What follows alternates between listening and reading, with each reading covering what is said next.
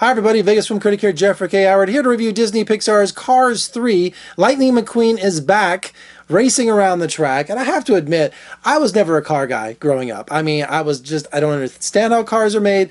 I mean, the obsession with cars, like Jay Leno has and Jerry Seinfeld and driving them and taking care of them. I just was never in a car culture. So I was never a fan of the Cars films, especially I just didn't understand them. So now we have Cars 3, and it doesn't mean I didn't see them and kind of interpret them, I'm here to review them for you. But I just didn't understand if you're going to make another Cars movie, you would make one that was maybe going in a different direction. Because basically Cars 3 is Cars all over again, the very first one.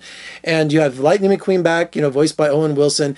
He's racing around the tracks and he's not winning anymore, okay? He's no spring chicken anymore.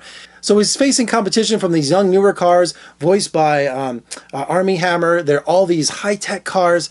And like a friend of mine told me once, he's an analog car in a digital world. Champ here has been a role model of mine for years now. And I mean a lot of years, right?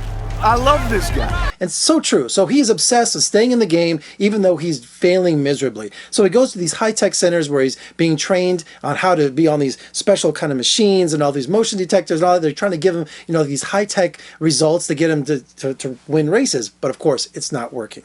So what does he do? He goes old school. It turns into Rocky. It turns into the Karate Kid. He goes back down south to all the mud tracks. He goes back down south where Paul Newman, remember from the first film, where he learned all his training and all the different kinds of gritty racetracks that comes from all those southern states. And so when the first 45 minutes of the movie is so slow, the kids were falling asleep. But once we start moving the story down, he starts to rediscover his roots and start going back to old school style. It really starts to pick up and become really fun and really interesting, especially when he goes to a demolition derby. It's absolutely hysterical to see him in the demolition derby. And when he gets down south, you can just tell this movie is so made for NASCAR fans and also for the South. It's geared towards that because that's where the racing culture is. Just exactly right on target with Disney doing that.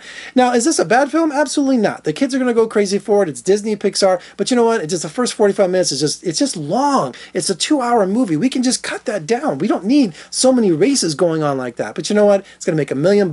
Kids are going to go crazy for it. There's all kinds of merchandise at the Disney stores, at Kmart, Walmart, Target. All of them do it. It's going to be a big success. But the kids will go crazy for it. So that's my quick review for Cars 3. I mean, it's Cars 3, right? But I did have a good time the second half of the movie, especially the demolition derby. That just cracked me up. All right, for more reviews and interviews, surf on over to my website, vegasfilmcritic.com. Check me out on social media, Twitter, Facebook, Instagram, and if you're watching on YouTube, please subscribe, thumbs up, share, comment below. What'd you think of Cars 3? Come back and tell me. I'd love to hear from you. Like my shirt? daddyos.com. For men and women retro clothing, Vegas Film gives you 20% off. Link is down below. I'm Jeffrey K. Howard in Las Vegas. Thanks so much for joining me. I'll catch you next time.